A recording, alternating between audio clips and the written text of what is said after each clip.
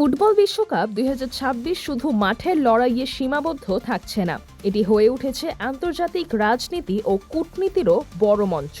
প্রথমবারের মতো ৪৮টি দল এবং ১০৪টি ম্যাচ নিয়ে আয়োজিত এই বিশ্বকাপ যৌথভাবে আয়োজন করছে যুক্তরাষ্ট্র, কানাডা ও মেক্সিকো। বিশ্লেষকদের মতে তিন দেশই বিশ্বকাপকে নিজেদের ভাবমূর্তি তুলে ধরার সুযোগ হিসেবে দেখছে।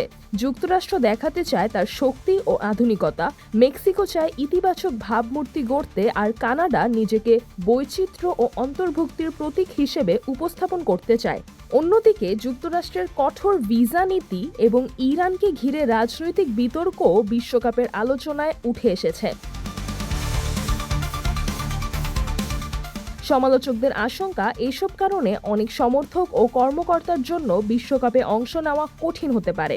ফলে ২০২৬ বিশ্বকাপে একদিকে মাঠে চলবে ফুটবলের লড়াই, অন্যদিকে কূটনৈতিক অঙ্গনে চলবে প্রভাব বিস্তারের প্রতিযোগিতা।